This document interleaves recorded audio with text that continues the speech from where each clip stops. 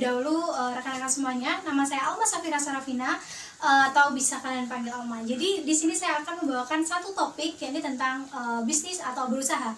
Tapi targetnya adalah kalangan muda. Bagaimana sih berbisnis tapi di usia yang masih muda, dan apakah kita yang berusia masih muda tidak bisa berbisnis? Tentu saja jawabannya tidak. Karena pada dasarnya bisnis bisa dilakukan oleh siapa saja. Apalagi yang seperti kita tahu, kita berada di zaman 4.0 atau dilandasi dengan berbagai macam teknologi, dan dimana teknologi tersebut memudahkan kita. Nah, kembali lagi pada target kita, yaitu kalangan-kalangan muda yang bisa berbisnis. Tentunya mereka itu memiliki kemampuan untuk berinovasi dan memiliki ide-ide yang sangat kreatif yang kemungkinan besar bisa dijadikan sebuah usaha. Nah, namun memiliki sebuah inovasi atau keterampilan saja tidaklah cukup. Nah, kira-kira apa yang harus kita miliki adalah dengan memiliki fondasi-fondasi dari sebuah bisnis atau berusaha. Jadi tidak hanya cukup kita memiliki, oh ya sudah, saya memiliki keterampilan, saya memiliki inovasi baru nih, kira-kira kayaknya saya bisa menciptakan suatu hal baru yang bisa saya tampilkan kepada orang banyak. Tapi tidak cukup sampai di sana. Mengapa saya katakan bahwa hanya memiliki kreativitas, keterampilan, dan inovasi tidak cukup untuk berbisnis atau berusaha? Karena pada dasarnya sebuah bisnis atau usaha itu memiliki standar tersendiri, memiliki suatu hal yang memang harus dirancang terlebih dahulu dan memang harus direncanakan terlebih dahulu. Nah, apabila memang inovasi yang kita miliki memang kita niatkan, oh ya sudah, ini bisa dijadikan sebagai sebuah bisnis. Jadi ya sudah, arahnya memang harus kita jadikan sebuah bisnis. Tetapi ketika seseorang memiliki sebuah keterampilan dan inovasi, namun tidak berkeinginan untuk membawanya kepada dunia bisnis, maka itu akan menjadi suatu hal yang sulit. Nah, maka dari itu di sini saya akan membicarakan bagaimana sih caranya kita memanfaatkan inovasi-inovasi yang dimiliki oleh anak muda, kalangan-kalangan muda, sehingga bisa dijadikan sebuah peluang berusaha. Nah, kira-kira seperti yang kalian semua tahu, berbisnis itu bukanlah soal ya sudah, saya memiliki barang, saya jual, kemudian konsumen membeli kepada saya. Tidak hanya seperti itu. Karena pada dasarnya sebuah bisnis itu kita harus terlebih dahulu mengetahui apa produk kita, apa keunggulan dari produk kita, apa yang kita miliki. Nah, kemudian setelah kita tahu, oh ya sudah, saya memiliki produk A misalkan, produk A ini diperuntukkan untuk usia remaja, anak-anak, bisa semua. Oke, kita sebut sebagai pasar kita adalah masyarakat umum. Jadi kita memang pada awalnya harus sudah mengetahui produk kita apa dan target pasar kita apa, agar kita mengetahui kira-kira sejauh mana bisnis atau usaha yang kita miliki ini bisa sampai kepada masyarakat. Kemudian setelah produk dan target pasar selesai, kita harus menentukan strategi pemasarannya. Mengapa strategi pemasaran sangat penting? Karena di dalam sebuah berbisnis atau berusaha, sebuah target itu pasti harus kita miliki. Misalkan saja, oke, di kali pertama kita memiliki usaha atau bisnis, sebaiknya kita tidak memiliki sebuah target yang cukup tinggi. Oke, kita misalkan untuk pertama kali launching kita buka 20 produk saja. Kemudian semakin berkembangnya hari dan waktu, kita naikkan terus. Karena memang pada dasarnya itulah yang dikatakan sebagai usaha atau berbisnis yang baik. Kita tidak bisa langsung, oke, di hari pertama 20 produk terjual laris, oke, kita langsung hari kedua kita naikkan 3 kali lipat. Tidak bisa seperti itu. Karena yang namanya berbisnis, kita harus mengetahui signifikan dari produk kita. Apakah diterima dengan baik di pasar? Apakah dengan 20 produk kita yang terjual itu tanggapan dari masyarakat cukup baik, ataukah ada beberapa hal-hal yang perlu kita perbaiki? Jadi memang perlu adanya yang namanya evaluasi dari sebuah bisnis atau usaha. Nah, kemudian setelah kita targetkan pasar kita, terus kita evaluasi, kemudian kita kembali lagi kepada inovasi kita. Apabila kita sudah menawarkan sebuah produk, kemudian produk tersebut kiranya harus memiliki hal-hal baru lagi.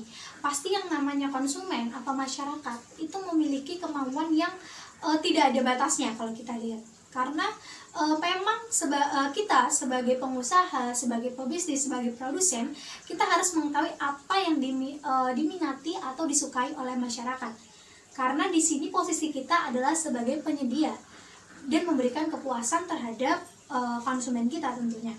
Nah, dengan adanya kita sebagai kalangan-kalangan muda yang tentunya memiliki pemikiran-pemikiran kreatif dan inovatif yang hampir tidak ada habisnya mungkin kita sebut, dan juga dengan adanya bantuan teknologi tadi, seperti yang saya bilang di awal, kalau misalkan kita sekarang berada di zaman 4.0, di mana segala sesuatunya telah dirancang dengan sangat mudah karena bantuan dari teknologi tadi. Dan contohnya saja, yang paling simpel sekarang yang digandrungi di dunia bisnis adalah e-commerce. Kenapa e-commerce? Karena dengan adanya e-commerce kita berbelanja itu tidaklah lagi sebuah hal yang yang pun di sana jauh, berarti kita harus langsung pergi ke sana untuk mendapatkan sebuah barang. Dengan adanya e-commerce kita bisa langsung menggunakan teknologi HP kita, menggunakan PC apapun yang kita miliki untuk memiliki produk apa yang kita inginkan. Karena sekarang ini teknologi sudah sangat mendominasi sekali di kehidupan masyarakat. Nah, dengan adanya e-commerce ini, contoh kecilnya saja, sebuah bisnis bisa berjalan dengan sangat baik. Misalkan saja tidak harus seperti Tokopedia ataupun Bukalapak dan sebagainya.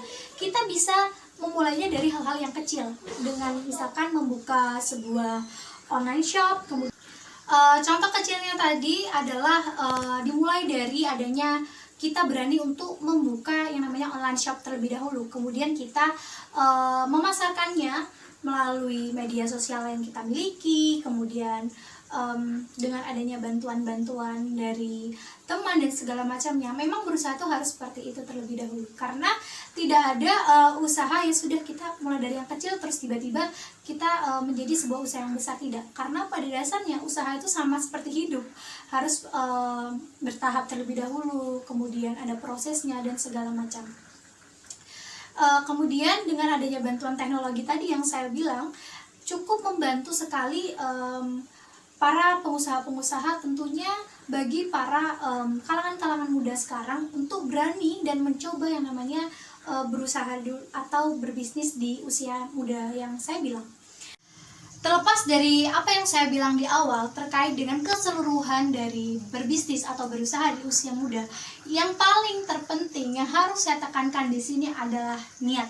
Mengapa niat sangat penting? Karena pada dasarnya apabila kita sudah memiliki niat, kayaknya saya bisa deh mencoba untuk memulai bisnis dulu dengan hal yang atau skala kecil terlebih dahulu, maka sebuah bisnis itu akan berjalan dengan baik. Namun apabila kita hanya setengah-setengah memberikan, kayaknya pengen coba deh tapi saya takut, yaudahlah kita coba. Nah, maka apabila sudah terdapat hal-hal yang kita takutkan terlebih dahulu, maka itu akan menjadi satu hal yang membuat usaha tersebut menjadi sedikit sulit. Karena pada dasarnya sebuah usaha itu harus dari diri kita sendiri harus memiliki sebuah keyakinan yang kuat. Sepertinya saya bisa, ya sudah, maka usaha tersebut insya Allah akan berjalan dengan baik. Kemudian dengan adanya niat ini tadi, sebuah usaha yang apabila kita jalani terus menerus, kita jalani dengan tekun, maka usaha tersebut tidak bisa kita pungkiri, bisa saja menjadi sebuah usaha yang besar nantinya. Kita tidak akan tahu apa yang terjadi dengan usaha yang kita dasari dengan niat tadi. 2-3 tahun ke depan akan menjadi usaha yang seperti apa. Jadi saya tekankan lagi bahwa misalnya sebuah usaha ini tidak didasari dengan yang namanya harus pintar berbisnis, harus berasal dari keluarga pebisnis, kita harus sekolah bisnis, tidak. Karena pada dasarnya sebuah bisnis itu bisa dijalankan oleh kita semua, asalkan kita mau belajar dan kita mau mencoba. Jadi memang berbisnis itu seperti yang saya bilang di awal, memang sedikit rumit dan kita harus belajar dari beberapa orang yang ahli di bidang bisnis terlebih dahulu. Tapi tidak ada salahnya kalau misalkan kita ingin mencoba dan ingin memulai bisnis dari sekarang. Apalagi seperti kita mahasiswa-mahasiswa dan kalangan-kalangan muda yang lainnya, kita bisa mencoba dari apa pengalaman kita. Tanpa kalian sadari sebenarnya kita ini pernah berbisnis, tidak hanya pedagang, tidak hanya pemilik toko. Nah, tanpa kalian sadari pasti kalian memiliki sebuah pengalaman di dunia bisnis, walaupun tidak